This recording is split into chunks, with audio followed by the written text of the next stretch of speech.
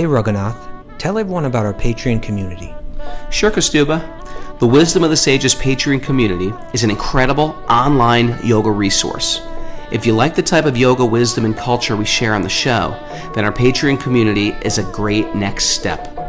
This is a listener-supported podcast, and any level of sponsorship will unlock a wide range of live and archived classes, talks, and even workshops.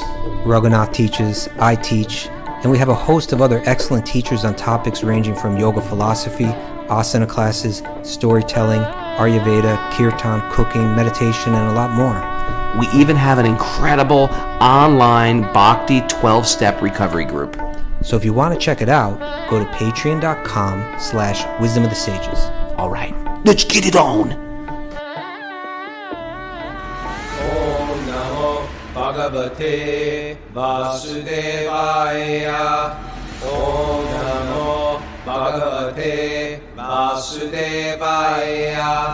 Om Namo Bhagavate Vasudevaya.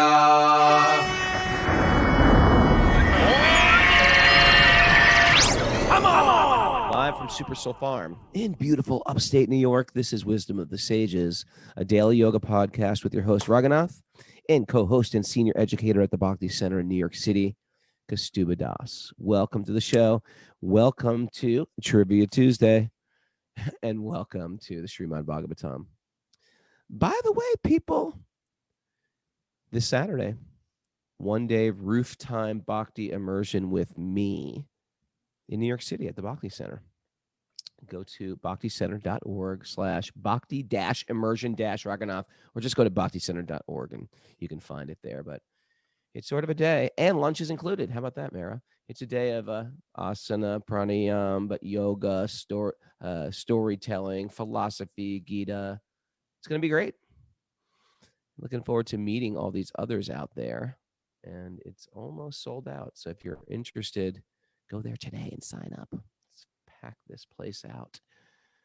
Kaustubha, how are you? I'm doing good. Can you hear me okay? For you. Yeah, you're good. You're good. Okay. You're a little soft. I got something for you, Kaustubha. What's that? The 3 ages of Krishna. Oh, we talked about them yesterday. These are the 3 popular ages of Krishna. Mara, do you know them? Just throwing you on the hot seat quick. Oh. Don't worry, I got another one for Kaustubha, another hot seat for him. Okay. Because it is Trivia Tuesday. Is the 3 ages of Krishna. Yeah. Kumar. You got that. Kumar is age birth to 5. And sometimes you hear that name, Kumar Krishna or Krishna Kumar. So that's his age. That's talking about him in a particular age. Is Kishore one of them? It is. That's 11 to 15. Okay. You say he doesn't? Yeah. 11 to 15. And then Poganda. Poganda is 6 to 10. Poganda gets much less press. Krishangi knew it. Oh, she had it on the chalkboard. Krishangi is Krishna conscious. That's why. Yeah. Now here's one for Kaustubha. Kaustubha, name Krishna's 3 flutes. Well, there's Murli. Murli is 18 inches long and 4 small holes with 1 big hole. Yes, of course. And you want me to tell you how many holes are? That's extra credit. You know the holes. Oh, okay, I don't know. Vein or something or other. I'm not see sure. If they beat you on the board. They probably did because I can't think of it right now. Mary, you got this? I mean, I said Venu, but that's just a. Oh, they got it here. Yep, Venu. That's what I said. Venu is 6 inches. That's his little flute. Okay. And the other one, I can't think. Vamsi is 15 inches, 9 holes. Okay. Write that down. Quiz your kids. Yeah. You know, there's something else we need to discuss besides Krishna's flutes. Krishna's flutes. A great soul has passed. Yeah. We mentioned him the other day on the show. And that's Pankajanghri Das. Pankajanghri Das Prabhu. We just got word, I think it was just a couple hours ago in Mayapur, he passed away. You know, it's COVID related.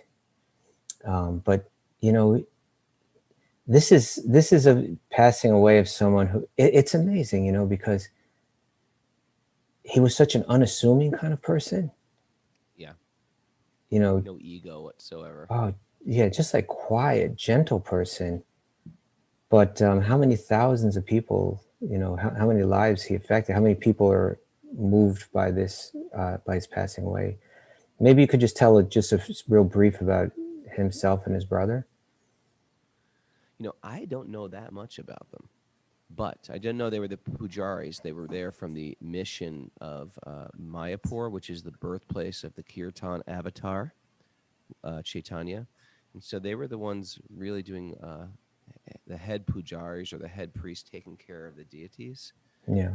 And they were sort of like the living saints, people. They one of those people that just never demanded respect, but just commanded it by their gentleness and their devotion. They're one of those people you just want to be around.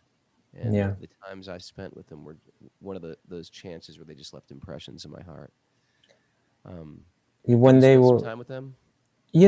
honestly, I doubt he even knew my name, or maybe he did, but it's not like we knew each other well. But he's definitely somebody who, over the course of, over 30 years, I observed his character. He and his brother, they were identical twins. His brother's name is Jananivas, and his name is Pankajanghri.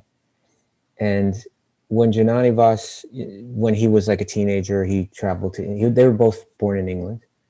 And Jananivas, when he was a teenager, he traveled to, they were both actually traveling through India together, kind of like searching for the truth. So this would have been in like, I don't know, the late 60s to early 70s. I think they may have gone there in 71. And shortly thereafter, Jananivas somehow came across Bhagavad Gita as it is and ended up in Mayapur, which was a very holy place that Srila Prabhupada wanted to, there are prophecies about Mayapur, right? This is the birthplace of Sri Chaitanya, and as Raghunath is saying, it's kind of like the birthplace of Kirtan in one sense. And there are prophecies that like a city will rise, on the bank of the Ganges River there, where people from all around the world, from all different nations, will come together to do kirtan together, and it would be kind of like that a temple would rise there that would kind of the glories of bhakti and kirtan would spread around the world. And so Srila Prabhupada, who, when he was I think a 21-year-old young man, bumped into who would become his guru, Srila Bhaktisiddhanta Saraswati Thakur, who asked him to take the teachings of Sri Chaitanya, of bhakti around the world. And so as, many decades later, when he was 69 years old, he got on a cargo boat and traveled to the United States with nothing, and began, just in Tompkins Square Park, where we're from, just starting kirtan and Bhagavad Gita classes on the Lower East Side of New York. And within those last 12 years of his life, he traveled around the world many times, teaching bhakti. But within even a few years of that, he was starting a project in Mayapur and wanted to fulfill that prophecy and build that temple, which is largely built today, hasn't fully opened, but is getting there. I mean, it's open like you can go to the. Yeah, it's a huge, thriving community, but the temple, they're building this beautiful, beautiful, unbelievable temple. So the current temple is there, and meanwhile, next to it, they're building this huge temple. But so Jananivas and Pankajanghri were like some of the earliest people there, and they became the pujaris, or the priests of the temple. And when we say priest, so many things can come to mind. I know. Right? Usually not good things. Yeah, a lot of times. Sometimes good things. Sometimes good. Sometimes you might have good. some. Sometimes good. Sometimes good. Sometimes not good. Yeah, and sometimes not good. But what they represented as brahmanas, as pujaris, as caretakers of a temple, and the role that meant. These two, and it was something special just to see them, because they were identical twins, but it was all, but they walked around with like this kind of like childlike simplicity but real sobriety. Like in all those years that I've known them and seen them, I have only seen them display one mood. You know, I've only seen them kind and gentle and just kind of composed, you know, sober, you know, but very sweet. You know, it's like I've never seen them angry. I've never seen them disturbed. I've never seen them confused. I've never seen them, you know, upset. I've only seen them just like in this, you know, samatvam, you know, like even-mindedness, equipoise and kind and gentle. And, you know, if you look at the nature of the service, like that temple, the standard of worship there is just super excellent. You know, like the dedication that they have to serving God and creating an atmosphere there where you feel the presence of God, where their egos. Atmosphere. That's it. They created an atmosphere and that's a big part of what you feel from them. Yeah. So when you come in someone's home, there's an atmosphere created by the heads of household, and they've created an atmosphere in that temple for sure. Yeah, and when you know, their egos don't get in the way of it. You know, like a lot of times someone can create something exciting or popular, but it really becomes about them. It becomes about that, yeah. You know, and I hadn't been to Mayapur in A long time. You went in like long 30 stretch. years, and then we went about 3 years ago, or 3 or 4 years ago, and I went with the kids, and we were all just blown away by the darshan. It's like, you know, when they open those doors and the deities are just there, and we were like memorized, and then Memorized or mesmerized? We were memorized. we had memorized I remember you everything there. we saw. Okay. And we were mesmerized, and it was magnified. But when great souls leave, it's sort of like, what do you do if they're great souls? You know, we don't believe in death. Why? This is a good question for devotees, and we talk about you're not the body. What's the deal if somebody dies? To them, it's not a big deal. It's actually quite wonderful. It's actually very liberating. You're liberated from the body, which when people are great souls, real, genuine, bona fide Mahatmas, they're not in this world anyway.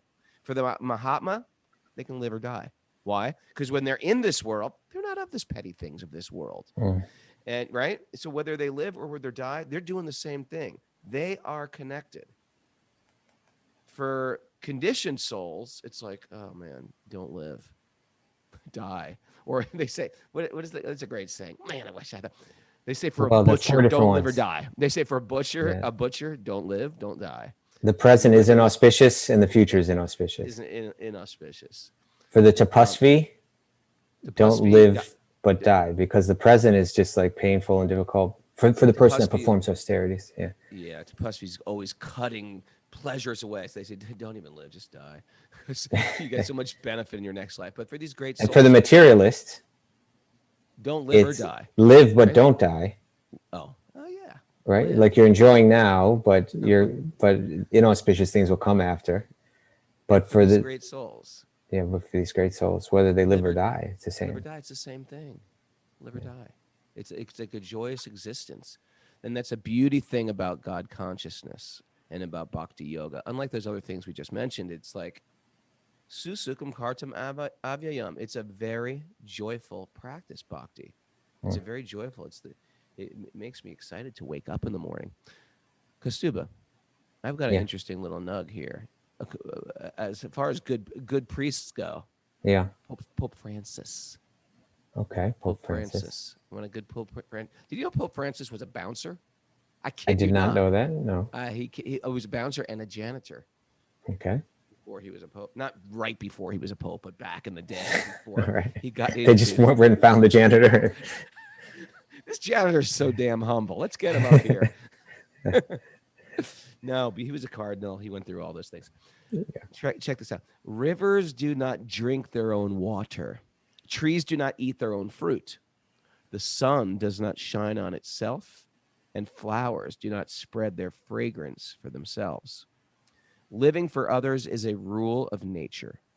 We are born to help each other, no matter how difficult it is. Life is good when you are happy, but life is much better when others are happy because of you. Imagine if you were in high school and the Yeah. janitor's just saying that. You're like, what the this guy? Who is that?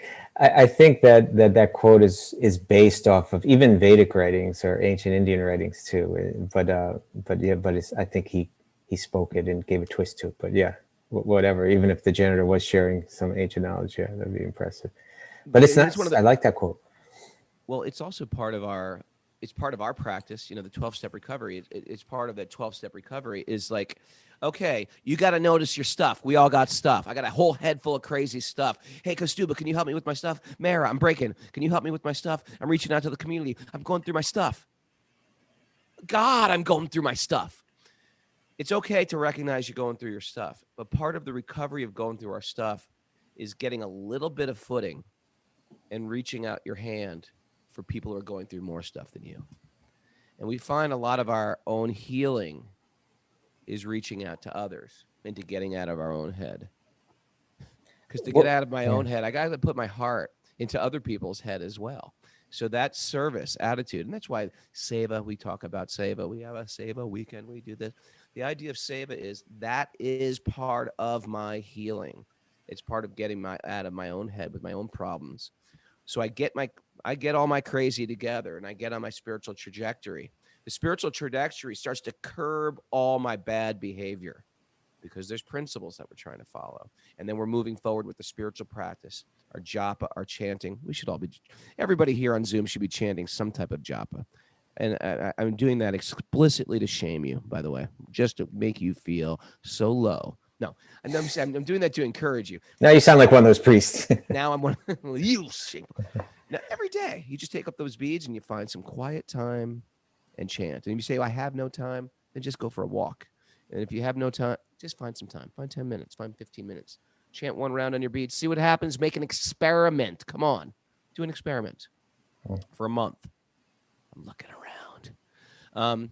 And then you move forward. And while you're moving forward, while you have a little bit of grounding, while you get a little bit of clarity, you reach out and you hold someone else's hand who's going through the same process you were going through last month. And in that process, we find our own healing. Well, because that's our nature, right? This quote, let's read it again. Rivers do not drink their own water. Nope. Trees do not eat their own fruit. Nope. The sun does not shine on itself. And flowers do not spread their fragrance for themselves. Living for others is a rule of nature. We need to pick up, we need to observe nature, right? You got to spend time in nature. You got to observe nature. So this is the rule. If you look at nature, you see the rule is living for others, right? We are all born to help each other, no matter how difficult it is. Life is good when you are happy, but much better when others are happy because of you. That principle, that we think we'll become happy when others are serving us, but actually life becomes meaningful and happiness becomes lasting, and deeper and real. This is a happiness, not like a ephemeral kind of happiness that's there for a moment and then disappears and is gone forever. But this is the happiness which is the nature of the soul.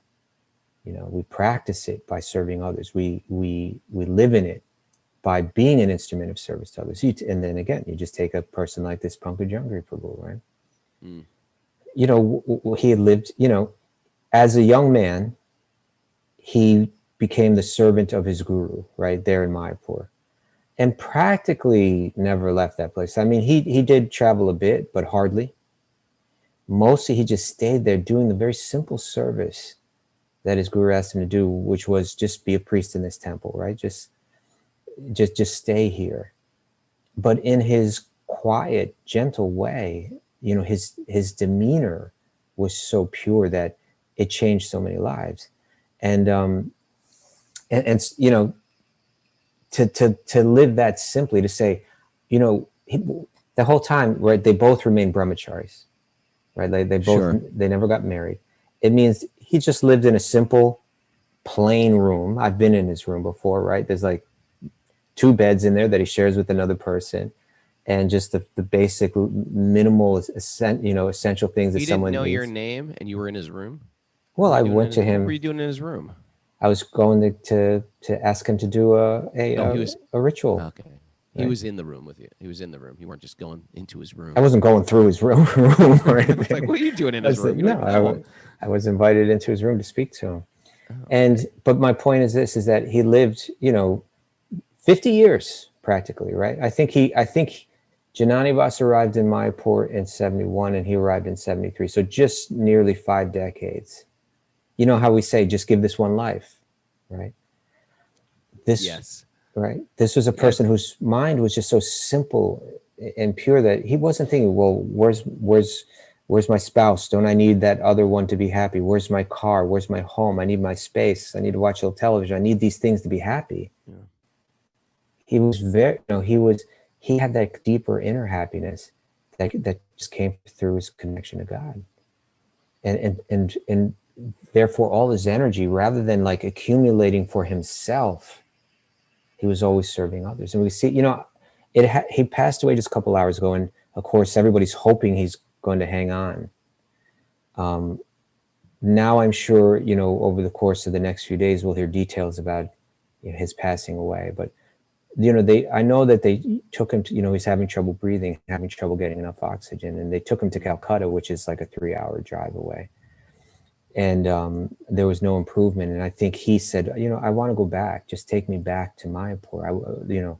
I'm prepared to leave this body. That's not a problem. But I would like to do it there in the place of Sri Chaitanya, in that place that's so bhakti infused. Sure. And I think even there, they're, suggesting all kind of things that could be done to prolong the life. And from the impression that I got, he was just like, I'm ready. So that type of happiness, that kind of security, that kind of stability, that grows out of a lifetime dedicated to serving others. It's not for I don't need to accumulate for myself. All I want is to serve others. Beautiful life. Beautiful life. Our lives can become beautiful. What I feel sometimes, Raghunath, is when a great soul passes away. And by great, I mean, in one sense, it's not like he's known for massive accomplishments or, you know what I'm saying? He's known for his character. Yeah. But the greatness of his character. But when a great soul passes away, I've felt sometimes, and this is just my own feeling, but I almost feel like they leave a benediction behind. That when they pass away, it's sobering, like a certain kind of sobriety or gravity kind of descends, in the minds and the hearts of the people that knew that person. Sure. And it's like within that space that's created by that gravity, in the heart, there something can take root, or in the heart where something that's rooted in there is weak, like my determination to serve, my determination to be more pure, to be more kind, to be more devotional. Like, it's there, but it's weak in me. But when that person passes away, and the gravity of their passing away, and you look at the life of a great soul, and you feel that desire to be more like that in that space, in that gravity of their death, there's a benediction you can take your next step. You can, you can imbibe some of their mood of devotion in this time. So it's a nice time to reflect, even, like yearly on the days that great souls have passed away, and we revisit them, read their writings or remember them, share with each other about that person. That benediction is there in that space. And this is a person that, of all the followers of Srila Prabhupada, who came to bring bhakti around the world. And, you and I have mentioned this in the past, we have such great respect for, mostly they were young people, right, with their whole lives ahead of them, that said, I'm so inspired by this man. I need to give my life to serve him and to serve others by sharing bhakti with others. One by one, due to the force of time, they're passing away now, and he's a very special one, who's just it's both sad, but very inspiring. the passing away of these Sad souls. for us. Sad for us, but joyful for the person. Yeah. So let's get into the Bhagavatam and support this whole thing and polish the jewel. Okay. Sharpen the tool, polish the jewel. Cleanse the heart, cleanse the mind. That was our thing yesterday. Cleanse the consciousness. Let's do it. What You want to chant the prayers? Yeah. Narayanam namaskritya naram chaiva narottamam devim saraswatim vyasam tato jayam mudiraye. Before we start in the Srimad Bhagavatam, which is our very means of conquest, one should offer respectful obeisances to the Supreme Lord Narayan. Unto Narayan Rishi, the supermost human being, unto Mother Saraswati, the goddess of learning, and to Srila Vyasadeva, the author.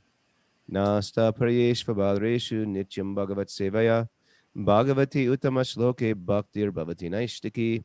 By regular attendance in classes in the Bhagavatam and by rendering service to the pure devotee, all that is troublesome to the heart will become vanquished in loving service to the Supreme Lord, who is praised with transcendental songs, is established as an irrevocable fact.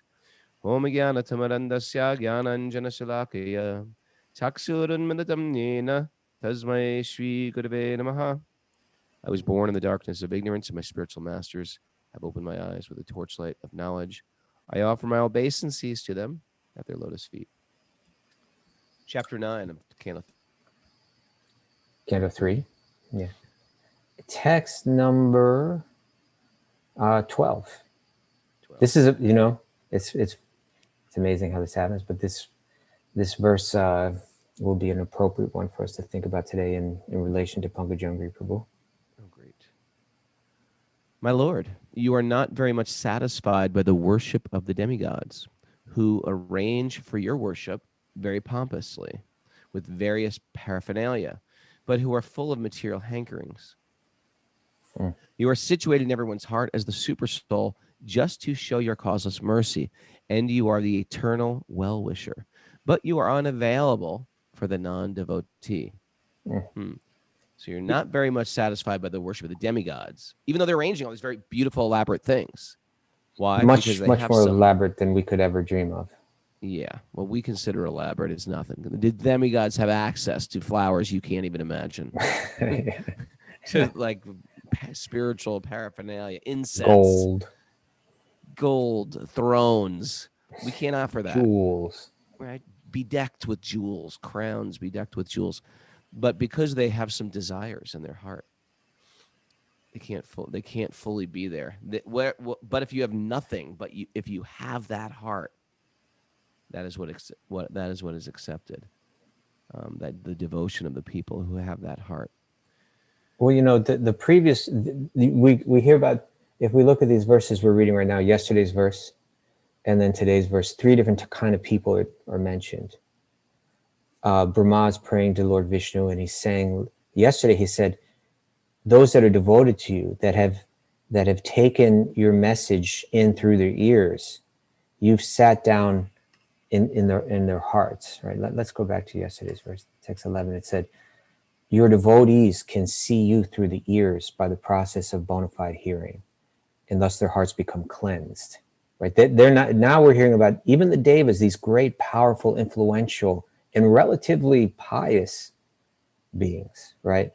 But still not entirely selfless, right? Still they live a little bit more for themselves, and we're reading today, from Pope Francis about living for others. Still, they're, to some degree, they're living for themselves rather than having fully given themselves in devotion. This is reverberated throughout all Vedic teachings, especially the Bhakti teachings. The most famous, probably the Dvija Patnis, the wives of the Brahmins, who were not known for their Vedic rituals and their study of Sanskrit and their great. They were not like the most learned. They're erudite scholars. No, they're simple ladies. Their husbands were. Their husbands were doing all these elaborate rituals. But when Krishna and those cowherd boys, when Krishna requested to the cowherd boys, I'm very hungry, can you get me some fruit? Now, if you've ever been to one of those Agnihotras, those fire sacrifices where they build a fire and they add the ghee to the fire and they pour the ghee in with a ladle, and it's a very beautiful ritual, and it's surrounded by, they lay out coconut and papayas and bananas, and they put the banana in the fire. So in one sense, if you're hungry, it looks quite appetizing. Like, do I get one of those bananas too? So Krishna is looking at those bananas. He's looking at those I think they also coconuts. make cooked offerings too, are probably part of it as well. I'd imagine. May have been just fruit, but I'd imagine they're also. So imagine this yeah. scene where these, if you've ever seen pictures, imagine these very beautiful, clean, priests chanting these mantras. And it's a very ritualistic thing. And these beautiful fruits sitting around. And then Krishna's thinking, oh, I want that fruit. I want that papaya. That would be great to have that papaya. Go ask those priests for a papaya. Now, these priests, they're a little intimidating. And these cowherd boys are just little kids.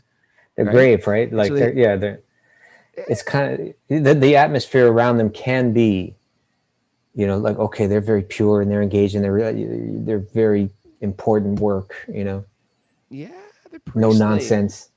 No nonsense. And sure enough, the cowherd boys, on behalf of Lord Krishna, excuse me, just to interrupt them in their ritual, it's sort of like awkward. Excuse me, I know you're doing something very important, something very religious.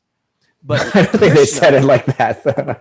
Yeah, he said religious with his couple finger quotations. You have to imagine they're really sweet, right? Like when Krishna's cowherd friends come, they're like incredibly cute and soft-hearted and everything. So they're just like, my dear sirs, innocent. Yeah, innocent. And the priests look at them like, how dare you? We're doing a whole religious ceremony, and you're just going to butt in here and disturb us. We're supposed to be doing all these mantras perfectly in a row, one after another, with perfect phonetic, accents. And here you come. You're trying to break it up. And why? Because you want a papaya? Get out of here. Cowherd kid comes wandering in here. Get out of here. Go back to your cow. Papaya. Yeah. It's like going up to a Christian priest during communion and say, hey, can I have a sip of that wine? Come on, just give me a sip. Maybe a bad analogy. It's said that the priests, they actually just they didn't even respond. They were just like so arrogant. Which is even worse, right? Yeah, they just ignored them. Completely ignored. Yeah. And so then when they went back, they felt crestfallen. And then they went back to Lord Krishna and said, they wouldn't even listen. They wouldn't look at me, what to speak of, offer me that papaya. Yeah. And Krishna said, I was expecting that. Go to their wives. Okay. And when they knocked on that door, and the mother, one baby in one hand, she's sort of like cooking. This is where he starts to embellish the story. Her T-lock is a little messed up. Her hair is down. She's just like in the middle of household duties. When people just drop in and you're unexpected. Krishna, the cowherd boys. Or her hair's in curlers or something like that too, like a bandana wrapped around. She was in her sweats.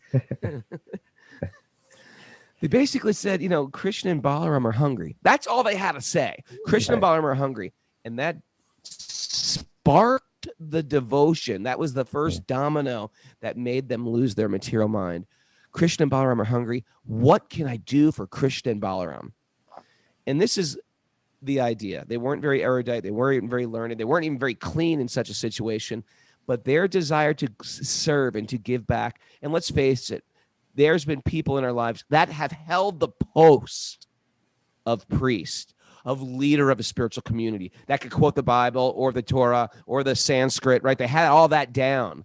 But what they didn't have down was that sweet love that was embodied by the wives of the Brahmins.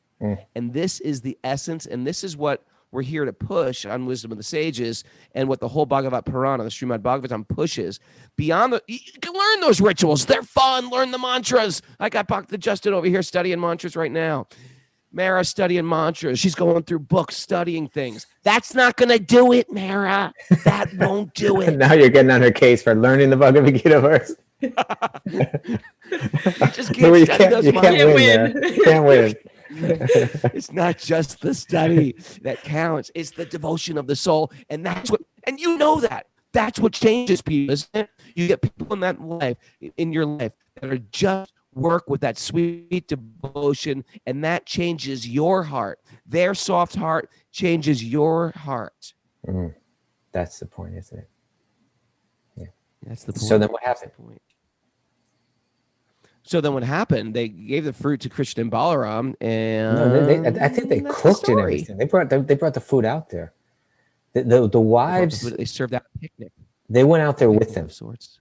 Yeah, they went out to meet Krishna and Balaram. They weren't even like, okay, here's something, which would have been great if it would have done that, right? But they're like, it's said that these wives of the Brahmanas, the priest, that they hadn't even met Krishna before, but they had heard about him.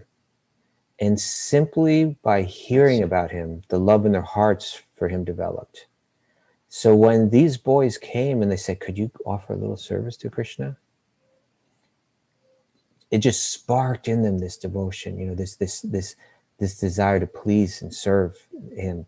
So they ran out there to the forest with the boys. They didn't just give it to them. They're like, we want to meet him. We want to see him. We want to personally serve him. And they did. Right. And Krishna And the was priest so felt bad, right? Well, this is Katman's after, right? So like they serve Krishna and his friends. And then Krishna's like, thank you so much. We're so pleased by this, by your kindness, by your selflessness, by your service. Now return to your homes. And they were like, we don't want to go back home. We just want to stay with you. We just want to serve. And, I may have shared this on the show before, but I saw a drama of this once in Radhanath Swami, in the temple, in Radhanath Swami's temple, the Radha Gopinath temple in Mumbai. It's such an incredible community. It's mind blowing. And every year that community gets together and they put on dramas. They don't bring in some drama troupe from outside. They break into groups and they create, and these people have no drama experience, right? But they write the dramas, they direct them, they rehearse them, and they perform them for it's really good. It's really good. Yes, for like 2 or 3 days in a row, right? Mary, have you seen? No, I haven't. It's like they rent this theater. I think it holds a couple thousand people, and everybody comes to see the people in their own congregation that are putting on these dramas. And so this one drama I saw, I believe it was directed by Adikeshava Prabhu, who's he's a dermatologist in the hospital there, in the Bhakti-yogi hospital. Dermatologists are known for their great acting ability. For their theatrics. And for their theatrics. Your skin! And so he directed this drama about the wives of the Brahmanas and their feeding Krishna. And so, it was played just by, like ordinary people in the congregation. These were not actresses. But the wives came out, and I was like in the third row or so, right? So I was up close. And when the wives were serving Krishna, they're saying, we just want to stay with you. We don't want to go home. We want to be with you. They started to cry, like for real. And I could literally, I'm not exaggerating when I say, I could see the tears dropping out of their eyes and dropping onto the floor. Wow.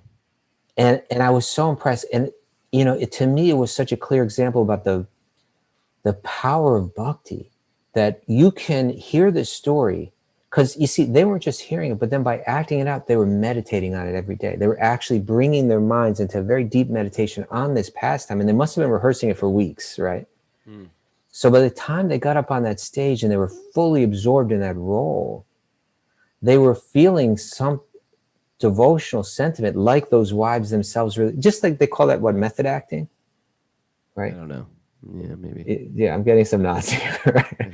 It means when you fully absorb yourself in the role that you play, you become that person like that, So like it's actually a deep form of meditation to meditate on we spoke about this yesterday, right? That when that intimate love for Krishna, that esoteric side where you develop a particular intimate feeling for Krishna, like that of a friend or like that of a parent or like that of a lover. We can understand that the wives of the Brahmins, their mood of love was something like that parental love, I assume, right? Like, oh, we need to take care of him, right? Let's feed him. And so these, these women that were playing these roles who weren't professional actresses, but what they were doing was they were meditating very deeply on that particular love that these particular women had for Krishna. And so we're reading this tonight, Kaustubha. Sweet Baby Krishna. There you go. Sweet Baby Krishna tonight. We're going to read that. If you're not a Patreon member, tonight's the night to join, because we are reading from Prayers of the Brahmins. Mara will be there for sure. I just asked one favor, Raghu. Yeah. Don't Cry? break Want me to don't break cry? into Rod Stewart. Tonight's the night. Okay, just please. Tonight's the I know, I should have said it. It's gonna be all right. Okay. Because we're gonna offer some fruit to Krishna. All right. Tonight's that night. If you're not a Patreon member, do it. This is a community supported podcast. Patreon.com/Wisdom of the Sages. And those priests felt bad. They were cursing. Well, hold it. themselves. Just before we get there, what happens is No. so the Krishna says, no, go home. You should go. So reluctantly the wives, they go back home. And then having seen all this, hit it. Then their husbands. Then the priests are like, what have we done? Here we are. what We're have the we done? learned ones. We're doing all these rituals. Fie. They said Fie on us. fie. Fie on us. The way Prabhupada translates to hell with my rituals. to hell with our To rituals. hell with my mantras. To hell with all my learning. To hell with me going through the process of second initiations and all this stuff. If we miss the essence, Krishna is right here. Huh? Isn't it true? Sometimes the people who are the most religious can have be the farthest Right. from God. Isn't it? They Can be got the that. Right? farthest. Yeah. They got that. They got it. The example of their wives woke them up. They had to see it, right? They were blind, I mean, but when it kind of somehow it dawned on them, what the hell are we doing? It's like they say, you lose the forest because you can't see the forest because of the trees. We're absorbed in this religious life that's all about God, and when God came to us, we turned him away, because we're so arrogant. Every parent gets this, it's sort of like you try, okay, don't yell at your sister. Don't yell at your sister. Please do not yell at your sister. Please stop yelling at your sister. Stop yelling at your sister. And you realize, oh, I get it. They're getting all their bad qualities from me. You're trying to set the example. You're trying to do something right. And you're ended up missing the actual point. So what happens in the Srimad Bhagavatam, which is the culmination of all the Vedic literature, right? It's the book that Vyasadeva wrote, like, hey, if you read the Vedas, which are all about ritual, right? They're like the liturgical kind of writings, if you're, it's those 4 Vedas, the original 4, they're books for priests, to learn how to do the rituals, and you need to know the right mantras and the right hymns and all that, so that you can do the rituals right. Now the rituals and the right, it's so detailed. It's detailed, and the precision in which is done is emphasized, and all that. And the idea is that you're meant to take those rituals and help people with them and bring them closer to God. But because we're impure, because we're dented in so many, very often, right? The priest is the most arrogant person, right? They think, I'm the most holy, and I know the mantras, you don't know the mantras. I know the Bible, you don't know the Bible. I'm better than you. The priest realized our wives have understood, even though we became learned in the Vedas, even though we learned all the mantras, even though we learned all the rituals, we could do them with such precision. To hell with all of that if we lost the essence of it. And our wives, who didn't learn any of that, they're not erudite scholars, and they're not trained in the precision of all the ritual, but they had pure hearts. Right? They had pure hearts. Just like in text 11, it's mentioned, right, that these wives, they had never met Krishna, they'd only heard about him. But like text 11 said, your devotees can see through their ears by the process of hearing, and thus their hearts become cleansed, and you take your seat there. You are so merciful to your devotees that you manifest yourself in the particular eternal form of transcendence in which they always think of you. Right? So beautiful. Krishna was there in their heart, and Krishna manifested in the perfect form in which they could share their devotion with, where the husband said, we missed the whole thing. Right? To hell with it all. We missed the whole point. Hit me. People can see these plays, those dramas. They happen in January, generally right before our Super Soul training at the Eco Village. Usually in January, yeah. They may have because we don't start till I think the 5th this year. I think they may have switched it, but I'm not sure. But it's the kind of thing where we could make a trip to go. We could make a trip, or we could bring them out to do a drama. Oh, that's an idea. That'd be great. We should do that. Yeah, now you're join us January. Me and Mara and Kaustubha at the Govardhan Eco Village. We're doing our Super Soul Bhakti Cultural Immersion, 300-hour. If you're a 200-hour, come on down. Or if you want to do the wisdom training with Kaustubha, myself, and Doyal, that's also happening. Kirtan Academy is incredible with Madhu. It's a great way to spend your January. But we can also do dramas this year. Let's do dramas. Yes, maybe, it's a great way to meditate. Do you ever do any drama? I can see you on the stage, right? I did. What Variety did you school, play? high school variety school. Oh, okay. High school of a variety show. Never devotional dramas? Devotional dramas? No. I've just done comedy. Yeah.